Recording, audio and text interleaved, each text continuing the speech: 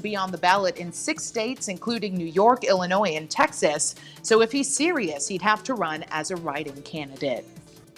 And most New York City students will return to their physical schools 2 or 3 days a week and learn online the rest of the time. Mayor Bill de Blasio says schools cannot accommodate all their students at any one time and maintain social distancing. De Blasio says parents will have the option of online-only instruction for their children, but Governor Andrew Cuomo has said several times that the decision whether to open schools is his to make. Well, back here at home, the State Board of Education met today. They're talking about what school could look like in the fall. Governor Roy Cooper has still not announced his official guidance, but the school year start date is just a month away. 3 opening plans have been proposed. The first, in-person learning. The second, a mix of both in-person and online learning. And the third would be online learning only. The State Board also wants to offer remote learning to families who are uncomfortable sending their kids back to school. The Board of Education is planning to review studies from China, Singapore, and Hong Kong that suggest closing schools did not help control the spread of the virus. And Harvard and MIT are suing the Trump administration for its recent decision on removing international students from the U.S. if their school only offers online classes. The administration announced the new guidelines earlier this week, saying foreign exchange students will have to leave if they don't take in-person classes. Federal immigration authorities would not renew a student's visa, forcing students to take classes online in their home countries.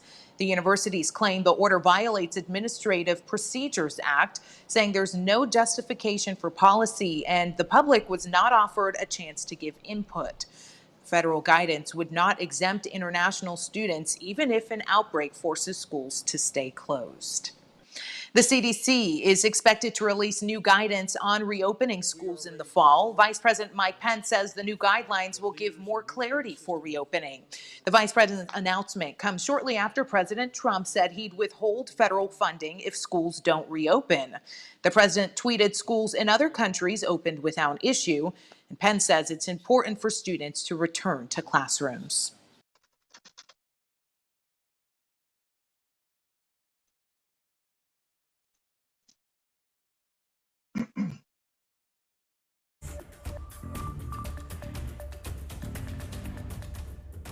Well, we will work on getting Eric Chilton's audio back in just a moment, but for now we want to tell you about some free testing going on in the Triad. The Guilford County Health Department is doing coronavirus testing. It is happening at the Craft Community Recreation Center on Yanceyville Street this Friday from 10 until 2. Anyone who needs a test should call to schedule an appointment with the health department, and that testing is free. Now, if you can't make it on Friday, there's another chance on Saturday. The UNITEDHEALTHCARE mobile testing unit is visiting several locations in both Greensboro and High Point. Testing for residents that are high risk for the virus will be available. The unit will be at Bethany Fellowship Church in Greensboro at 10 a.m. You do need to register. You can go to tapmedicine.com to do that. And Cone Health is extending coronavirus testing in Rockingham County. You don't need a doctor's note, insurance, or an appointment, but you are asked to bring your ID and your insurance card if you have insurance. That testing is also free. It's happening next Monday and Friday in REIDSVILLE. You'll get the results back in 3 days. And let's take a look outside. For the most part, we've remained dry across the Triad. Finally, though, some areas in the Triad are starting to get a little bit of that rain. As far as your 7-day forecast goes, we're going to keep the chance for rain in as we head into your Thursday, but it does back off some, just an isolated shower or storm chance as we head throughout the afternoon on Thursday. Temperatures warming up into the upper 80s, even close to 90 for Thursday, but watch as our rain chances go down again and our temperatures go back up. We'll be in the lower 90s, 91 or 92 in some places across the Triad on Friday, and then we're going to keep that heat around, and the humidity is going to stay around for quite a while too. 91 on Saturday, 90 on Sunday, and then the next few days after that will be right around 90 or even in the low 90s. So that July heat is coming back. It's here to stay for a while, and so is that humidity with just some very scattered afternoon showers and storms possible. A 4th of July tragedy. A Guilford County man died in a car accident while he was looking for his dog. Family members say the dog ran away after loud fireworks scared him. Highway Patrol says 52-year-old Joe Barley veered off of the road and hit a tree while he was out looking for the dog. Barley's best friend Debbie Flores says he was less than a mile away from home when it happened. If you ever met Joey, I mean, you couldn't help but love him. He loved to laugh. He was just happy. You know, he was my best friend. He'll never be replaced in my heart. Simply heartbreaking. A stranger named Destiny returned the lost dog yesterday. Flores says maybe that's a sign from her dear friend. The 4 to 5 will be back.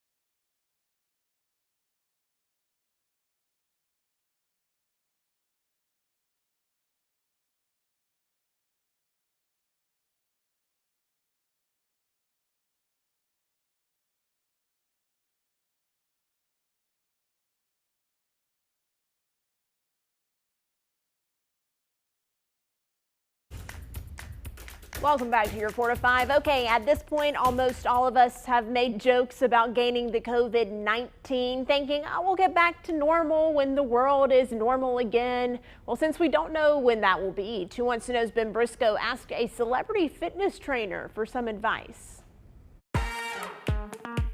I wanted to do this interview because I know I'm just like so many other people. I fell off that wagon hard. Fell off the wagon on the Oregon Trail, got dysentery, and died hard. Right. So how do you get back on now?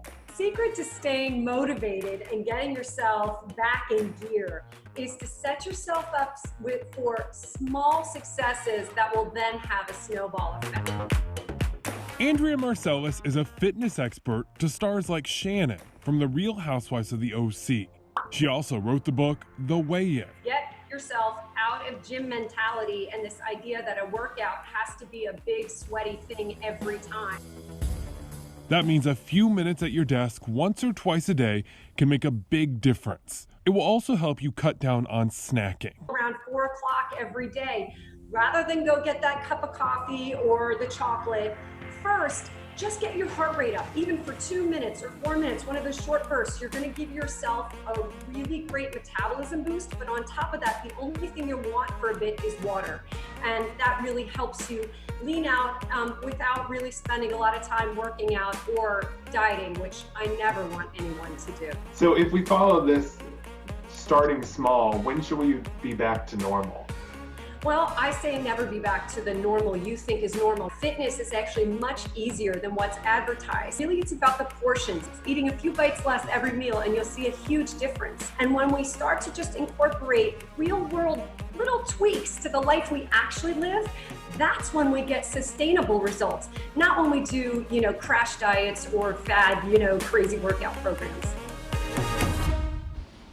Taheshah, she said around 4 o'clock, instead of getting another cup of coffee, that you could just get your heart rate up. So I'm over here in the studio like doing some lunges and squats because I really want another cup of coffee. So I'm trying to take her advice like right now.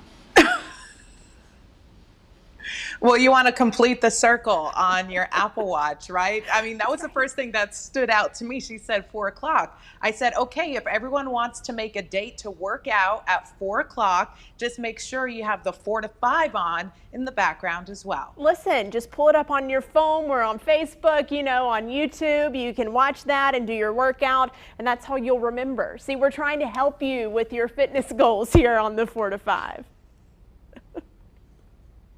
Fitness in the 4 to 5, the 2 F's. I like it. All right, we'll join our conversation right now. How do you get your heart rate up while watching the 4 to 5? Maybe you're doing some jumping jacks right now. We'll see you on the other side of this break.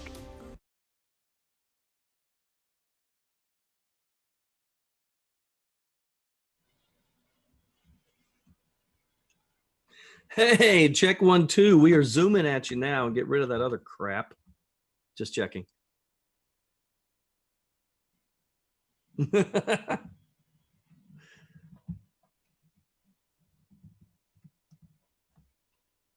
Hey, no worries. We have to do what we can.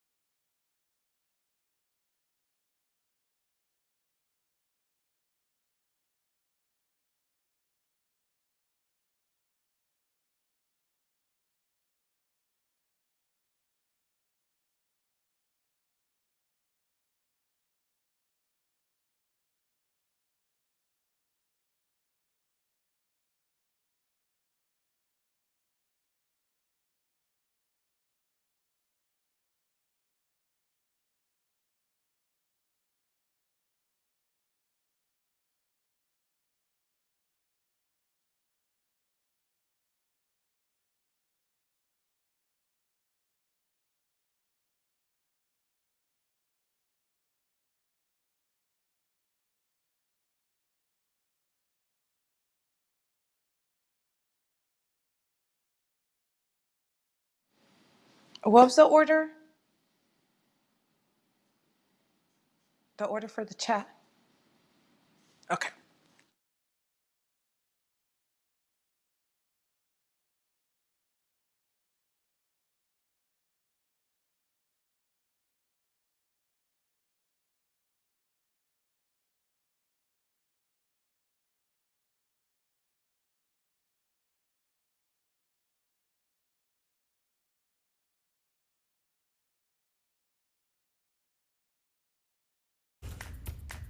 Well, in case you didn't know, the World Body Painting Festival. Yes, that is a thing. It is this Friday. And that is when artists use paint or whatever they can to use the human body as a canvas. But did you know that a small triad town will be a center point, an integral part of this body painting festival? I spoke with an artist named Maddie Greco to get all the details.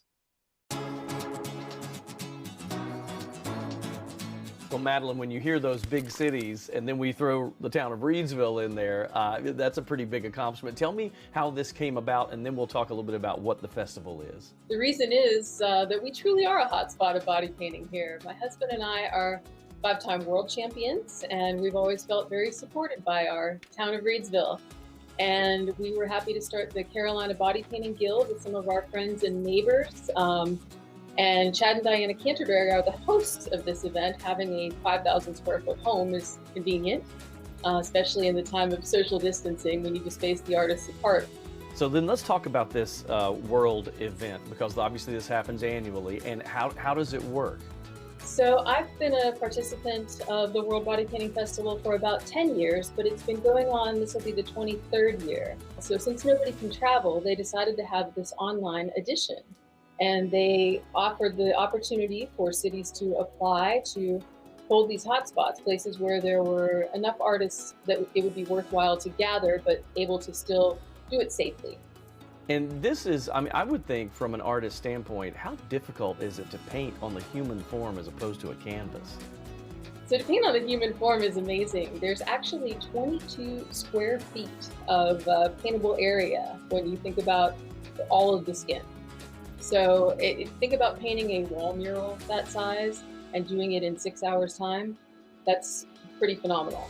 I can't wait to see the results of this. Thank you so much for taking time out today. Best of luck. This is awesome. There's your strange trivia of the day, the fact that there's 22 square feet of space on the human body. This thing is going on this Friday, and we've got links all on WFMYnews2.com. I can hear you laughing, Maddie Gardner. Taheshah and I are both chuckling a little bit. I think it's amazing. I mean, it's truly a work of art to be able to do that, especially on someone who might be moving around and making sure it fits with the way their body moves and curves. It's like a not permanent tattoo, right? Yeah, that's it. It's just paint. It washes off, you know, but they truly are works of art. Now, I know what some of you are thinking, and all I'm going to say is I'll answer that question in the web story. Go to WFMYnews2.com and check out the story there. What am I missing? Taheshah, what am I missing? I'm not going to say a word. I'm not going to say it either, but this is what I will say. There is a reality game show called Skin Wars on Netflix, and it is these artists that are painting these bodies, and if you win, you get $100,000. So if you're into all of this, you want to see what art people can create, there's a wealth of episodes online for you to watch. I'm all for this. I think it is so cool. It's beautiful. I still know what we're talking about. It's over my head. I'm missing it. That's fine. We're going to go to break. Maybe my producer can clue me in on the inside joke that everyone seems to know about. All right, we'll be back.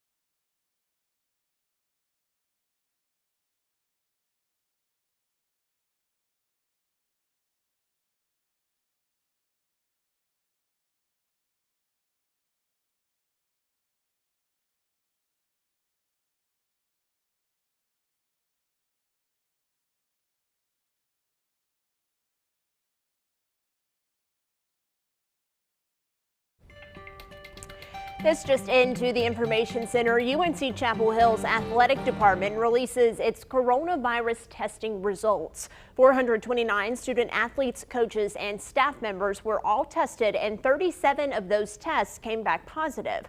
All will have to quarantine for up to 2 weeks in a campus residence hall. Anyone who came into contact with those people also needs to quarantine for 2 weeks. Now, the university did not specify which teams saw positive tests, but we know the football team is pausing voluntary workouts for at least a week. Well, a big step in becoming a parent is naming your child. Olympic sprinter Usain Bolt shared his daughter's name with the world at lightning speed. Meet Olympia Lightning Bolt. Bolt shared the pictures on social media shortly after celebrating his longtime girlfriend's birthday, saying the two were starting a new chapter together. Coolest name ever. Congratulations. A man is celebrating his acceptance into university after facing several obstacles. 24-year-old Ron Staton was accepted into Harvard Law School. That's according to social media posts. Staton graduated high school and then went to get a job at a trucking company hauling garbage and painting dumpsters to help his single father. And he says his coworkers pushed him to pursue his college degree. And then in 2016, he earned his degree at the University of Maryland, and now he's heading to Harvard to study law. He said he would get up every morning at 4 a.m., go to work, then class, and then go back to work to finish his shift. And he said in one of the articles, he was thinking back about all the people who helped him get to where he was. He said failure was not an option, guys. So he kept pushing and had so much determination. I love that. Congratulations to Mr. Staton. You know, there's no time limit on dreams, right? Even though it didn't look like the traditional route to go to college and law school, he's still doing it. And that is mad props to him. A lot of respect going out. You know, I mean, you think about going to Harvard, for goodness sake, even if you had a traditional route, that's extremely difficult, but he's doing it like 180%. Good for him. Kudos. Right. Getting up early, still doing his routes and paying the trucks while also studying. Big congratulations to him. Inspirational this afternoon. What do you think, Christian? It is inspirational, and, you know, kind of like our weather, we've remained dry so far today, and that is at least motivating for some folks if you're trying to get outside and do some things outdoors. You can see on this time lapse over the triad, clouds, then some sun, then some clouds, and pretty much repeat. There are some folks getting a little bit of rain today, and most of those folks are down to the south and to the east of the triad. Folks in Randolph County near Asheboro getting a downpour, and that's really how it's going to stay. All of this rain and our storm chances really coming from this upper level low just off the coast, and it's going to continue to track to the northeast. It does have a good chance of becoming a brief tropical system, but no need for us to worry. Our impacts are really going to be the same, just some scattered showers and storms, and most of the shower and storm activity over the next couple days is really going to be in the eastern part of North Carolina and along the coast. Temperature-wise tonight, well, it's not going to really get all that cool. We're going to stay in the lower 70s to near 70 degrees for the overnight low, and it will be muggy too. For your Thursday, a day much like today, again, most of us stay dry, will still be humid, but it will be a much warmer day. Temperatures climbing up into the upper 80s and close to 90 for your Thursday, and the humidity hanging tough, but the heat is on as we head through the end of the week. Our rain chances going down and our temperatures going up. Lower 90s, 92 on Friday, 91 on Saturday, and 90 on Sunday. And over the next several days, we're going to stay near 90. So July heat and humidity is on. It's pretty tough to get away from this time of the year in early July.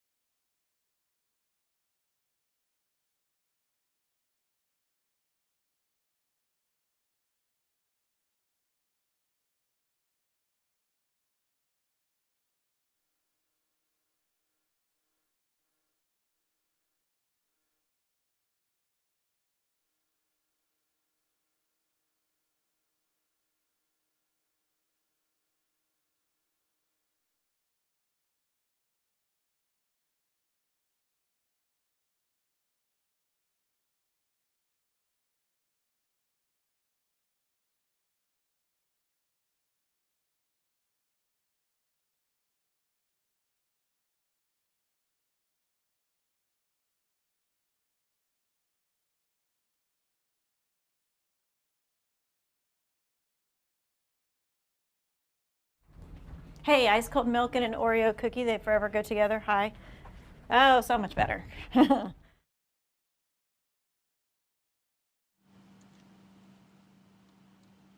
Hi, mic check, 1, 2, 3, 4, 5, 6. I'm going to turn on this light, so don't worry. Mic check, 1, 2, 3.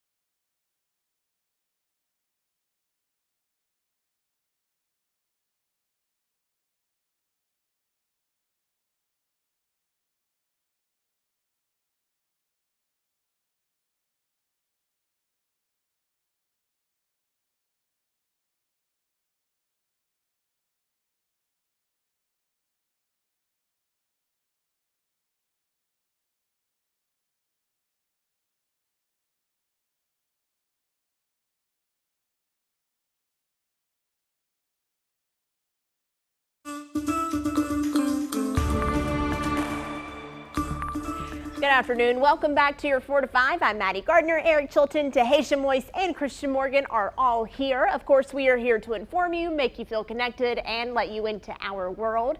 So use our hashtag 4 to 5 to stay connected. We are live on Facebook and YouTube this afternoon. But we'll start by getting you up to speed with your 4 to 5 roundup. Governor Roy Cooper is now ordering all North Carolina flags at state facilities to be lowered to half staff today through sunset in memory of Katie Dorsett. She passed away Tuesday. Dorsett was the first African-American woman elected to the Greensboro City Council, where she served from 1983 to 86. Dorsett was also a Guilford County Commissioner from 1990 until 1992. She served North Carolina's 28th Senate District from 2003 to 2010. The Supreme Court is upholding a Trump administration rule that allows some employers to refuse to provide free birth control coverage on religious grounds. The High Court said the Trump administration acted properly. An Obama-era health law said employers must cover birth control as a preventative service at no charge to women in their insurance plans. The government estimates that the rule changes would cause between 70,000 and 126,000 women to lose contraceptive coverage in 1 year. In a new poll, more than 8 out of 10 Canadians say they want the border between the U.S. and Canada to stay closed to non-essential travelers. Many polls say they are concerned about the spread of coronavirus from the U.S. About 14% say it should open now, but only in areas where COVID infections are low. The U.S., Canada, and Mexico have agreed to keep their shared borders closed to non-essential travel through July 21st during the pandemic. 7-time NASCAR champion Jimmie Johnson is cleared to make his return to racing this weekend at Kentucky Speedway. You'll remember he tested positive for COVID-19 last week. Johnson was forced to miss a Cup Series event for the first time in his 20-year career, but he was cleared by his doctor to race after he tested negative on Monday and Tuesday for the virus. He was asymptomatic the entire time. Johnson said he is grateful for all of the support he's received. A group of teens are doing their part in the war on COVID-19. They're called Youth Public Health Advisors, and they are sponsored by the North Carolina Department of Health and Human Services. There are volunteers between the ages of 12 and 18 that act as an advisory board to help spread the word about the best way to fight the spread of COVID-19.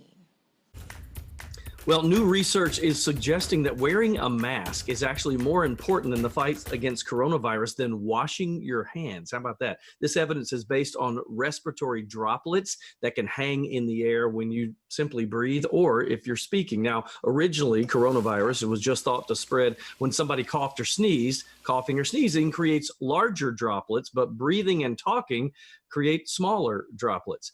Research suggests that the virus can spread easier than we thought indoors. The main takeaway from all this is to wear masks, and being outside appears to be safer than being inside a crowded room. Experts also recommend opening windows or at least running air conditioning if you're inside with a large group.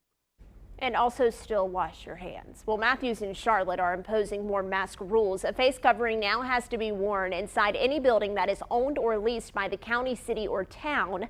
A mask is also required for anyone in Charlotte or Matthews, no matter if you're inside or out where you can't social distance, and that includes Mecklenburg County parks. Well, a number of state fairs across the country are canceling their fair this year due to the pandemic. Just this week, the North Carolina Mountain State Fair announced that they were canceling. Already, more than half of the country's fairs have been canceled, and that number is expected to rise. The president of the International Association of Fairs and Expositions estimates the industry generates more than $4.7 billion in revenue each year, with about 100 to 150 million people attending. Right now, both North and South Carolina state fairs are still on the table as of today, but I wanted to get your thoughts on fairs. Hearing that there are some fairs that have closed. Do you think all of them should close or maybe open with restrictions? Let's get into some of your comments on what you said on Facebook today. Sheila says, I think they should cancel the fairs. Kenny says maybe postpone it till early spring of 2021, then see what this pandemic is like. Phyllis says with the large gatherings, I say yes, cancel, especially the state fair. And Charlie says, yes, I think all fairs should be postponed until the coronavirus situation dies off. I do agree with Kenny, who said maybe postpone it until the spring of 2021. We don't know what's going to end up happening there. But I do understand, you have to make preparations for things. And so that takes time as well, too.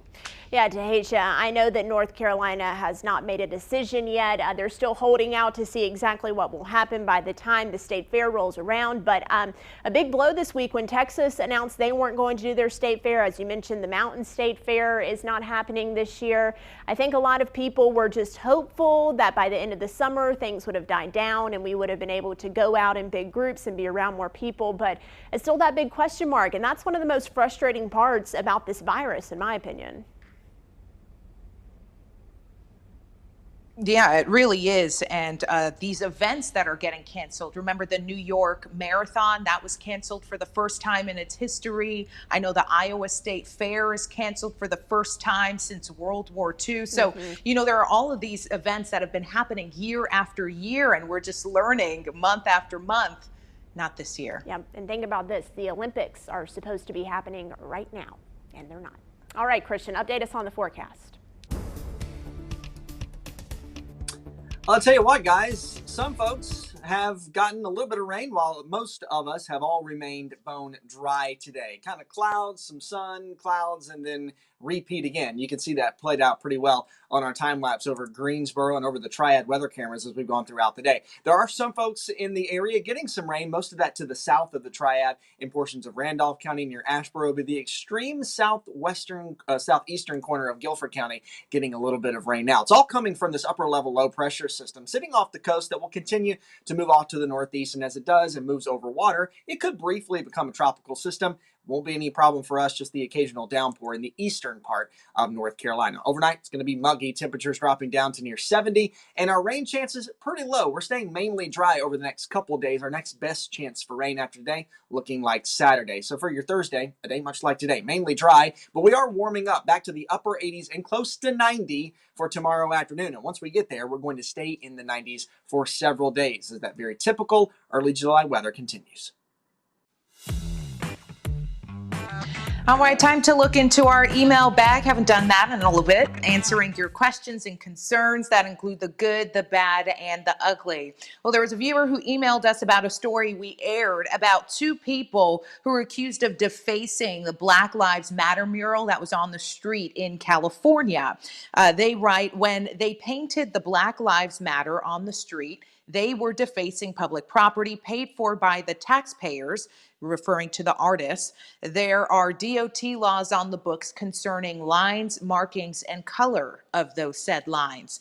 They made a town cover a blue line in the middle of a double solid line that went past a police station saying it was illegal. So why should this be any different? Well, the viewer is talking about this viral video. You see the woman seen in the video painting over the mural with black paint while her male counterpart there supported her actions. Well, the Contra Costa County District Attorney says the pair are now facing 3 misdemeanor charges, including a hate crime. So here's the answer to the viewer's question. The mural did not violate any laws. A resident in that city of Martinez applied for a permit, which was then granted by the city.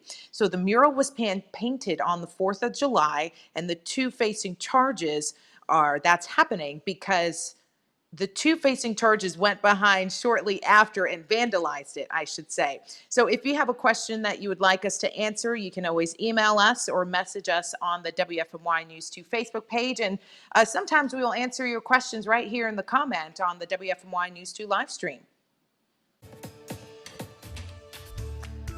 So a young man has dreams of becoming a NASCAR driver, and we're talking about at the highest level. The 18-year-old is headed to Winston-Salem State this fall to continue to pursue those dreams, but he's already participating in some races. That's just pretty cool. Amanda Ferguson, WFMY News 2, caught up with the young driver to get a few words. Hey, Eric, Rajah Kruth fell in love with NASCAR when he was just 4 years old, and he's never looked back, especially since he has a role model who looks just like him.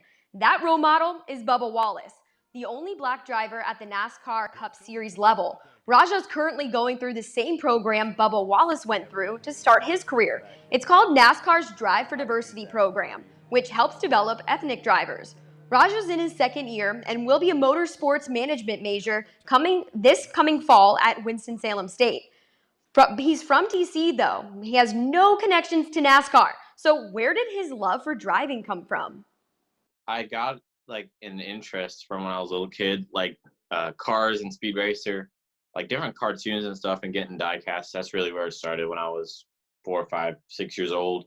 And it just really grew from there. I didn't grow up in a racing family, but I just got more interested in, you know, like when you're little, you have phases and stuff. And when racing hit, it just didn't phase out. And then when I went to my first race in 2014, that's really, it flipped the switch. I was in like 7th grade at the time, and so I kind of realized like, okay, this is what I want to do. Rajah plans to be a NASCAR Cup Series driver, and then after racing, he hopes to stay in the sport forever. That's what he told me, forever. Now, coming up on WFMY News 2 at 5, you'll hear why Bubba Wallace is so important to him.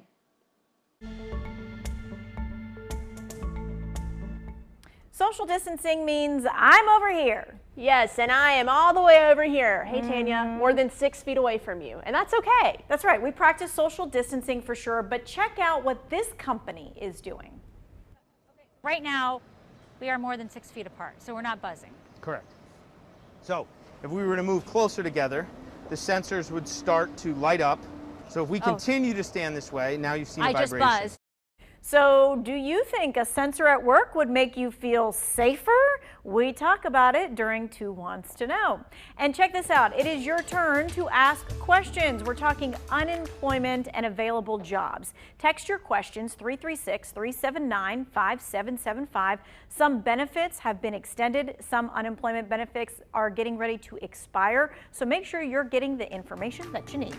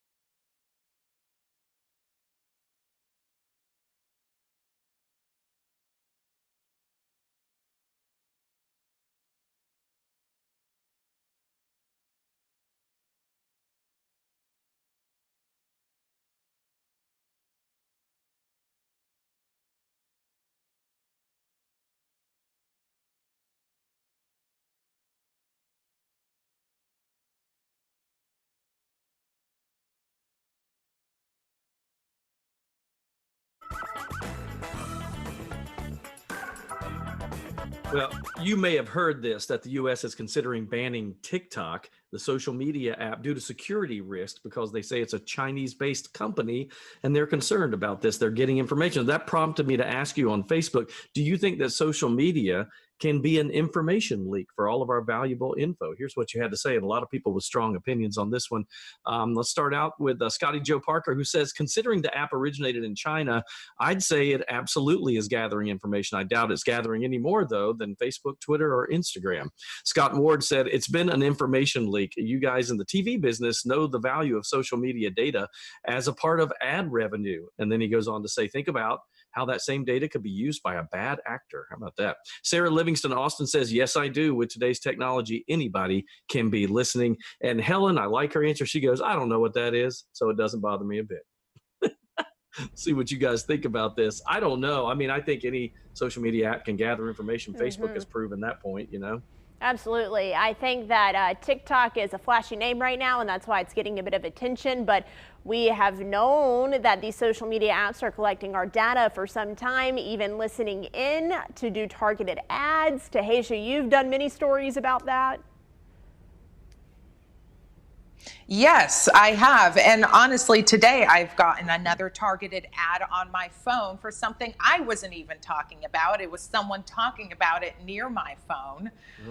So there's that. But I don't know, man. I'm torn because I love TikTok, but I don't love data leaks. Right. Of course, no one does. And that's why you just have to be extra vigilant about what you're posting on there. No personal information, nothing that may make you susceptible to a cyber attack, and also just bump up those privacy settings to the strongest possible. I've left them speechless. Got that right. We're heading to break. There's Taheshah. We'll be right back.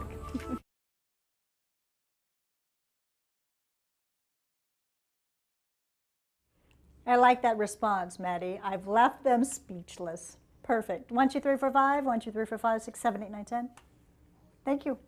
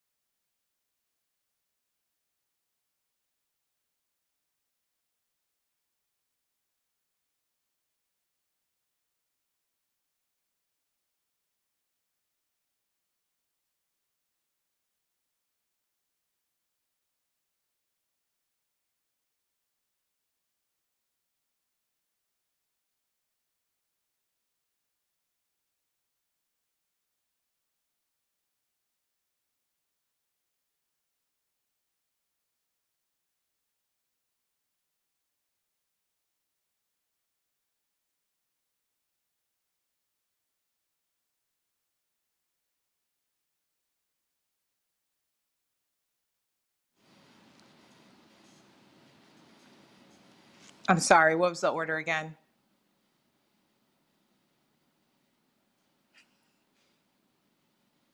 One, two, three. Okay.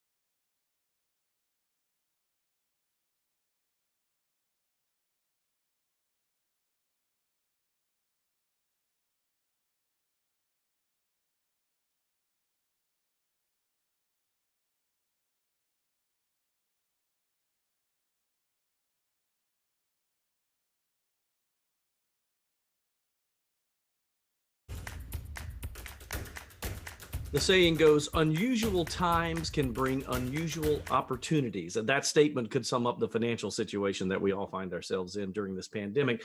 I went to financial planner Greg Perkins of Perkins Financial to get a little advice on how we can survive this economic downturn. Greg, I'm sure you hear this all the time. I mean, this is, it's a rough time right now. What in general terms, what should we be thinking about when it comes to our financial planning?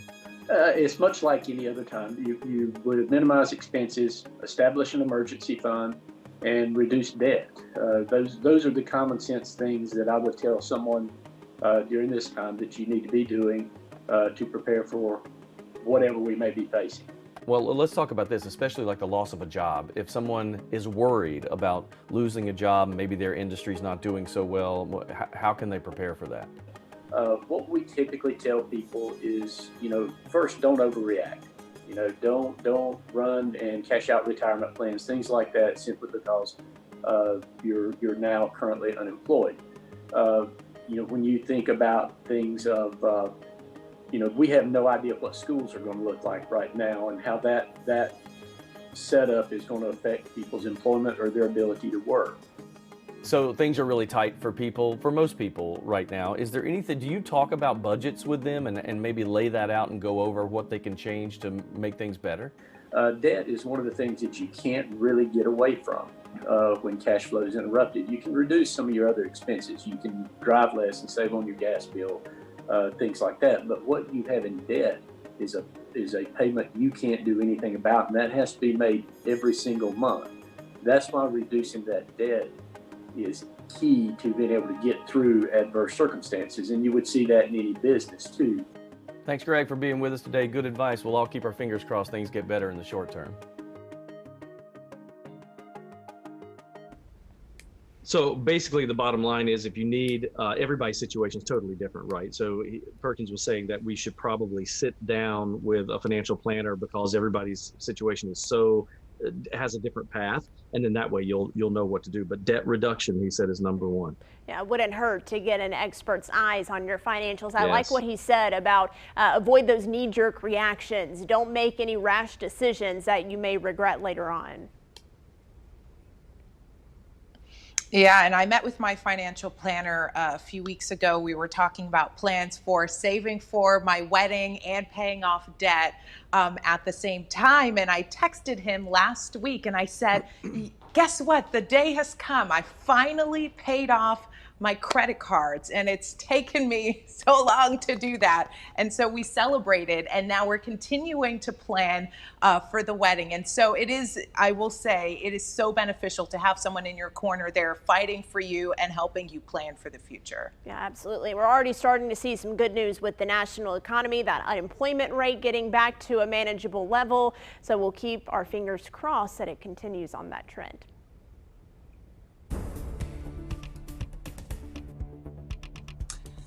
Hey guys, taking a look weather-wise, most of us have remained dry, while some folks have gotten a little bit of rain, but not a whole lot to write home about. In fact, most folks in Randolph County and the southern portions of Guilford County have seen some rain so far. But if we zoom out on the radar, you can see most of the scattered shower and storm activity is down off to the east. And that's where that upper level low pressure system is sitting right now. And it will continue off to the northeast, moving out over the ocean over the next couple of days. It does have the chance to briefly become a tropical system, but our impacts would remain the same here, just some scattered showers and storms and the occasional downpour in the eastern part of the state. As it pulls away from us, our rain chances do go down. I think most of us stay dry again tomorrow and on Friday as well. Temperature-wise, still in the mid-80s across the area, a little cooler to the south where it has been raining for a couple hours. Temperature-wise tonight, we'll drop down into the lower 70s. Still going to be hanging on to that humidity though, but our rain chances pretty low over the next couple of days. They go up just a tad on Saturday with a front coming through, but still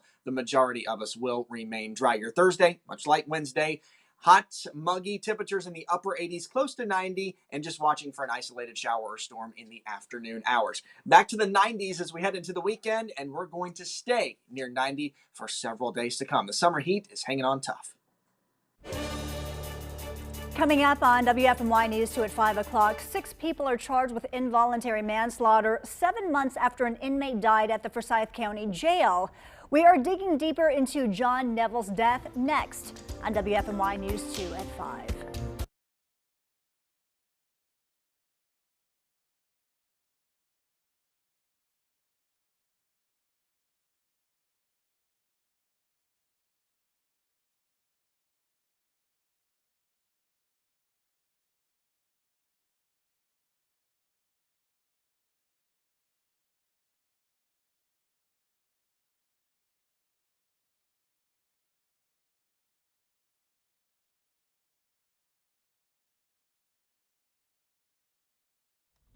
Hey, ice cold milk and an Oreo cookie, they forever go together.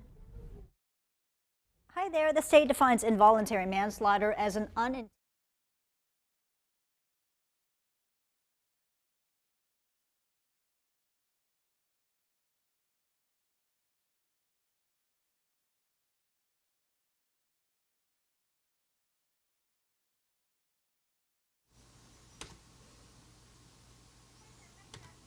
Hi, hello, 1, 2, 3, 4, 5, 6, 7, 8, 9, 10.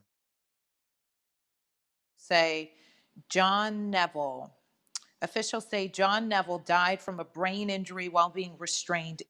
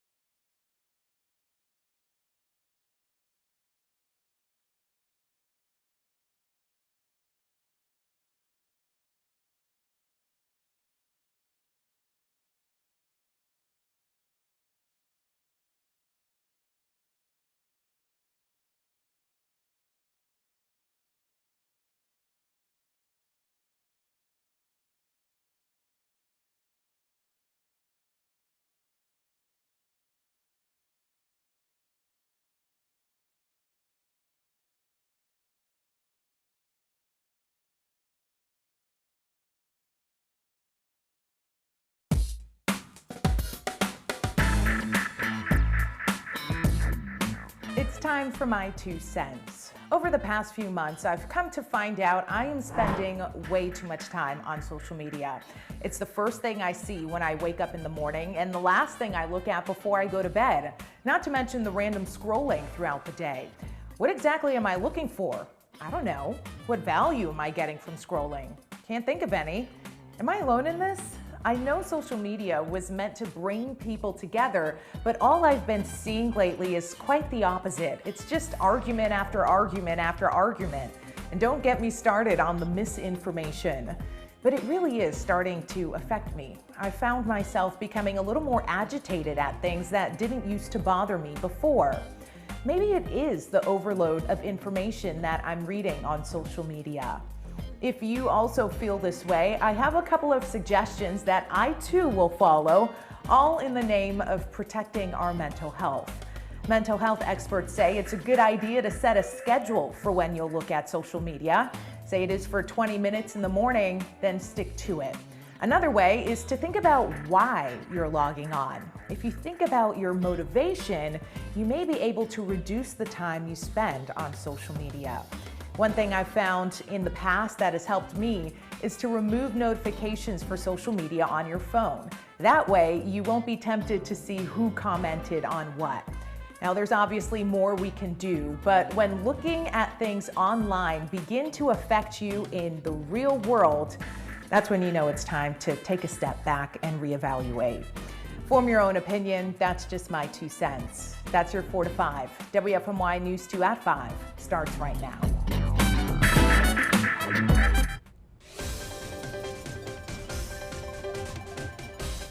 Six employees have been charged in the death of a Forsyth County inmate. Officials say John Neville died from a brain injury while being restrained in custody. And now 5 former detention officers and a nurse face involuntary manslaughter charges.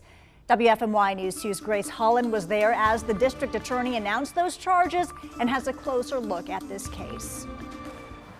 John Neville was being held at the Forsyth County Detention Center on December 2nd of last year when the district attorney says he had an unknown medical condition that caused him to fall from the top bunk in his cell while sleeping. That's when detention officers and a nurse moved him to an observation cell.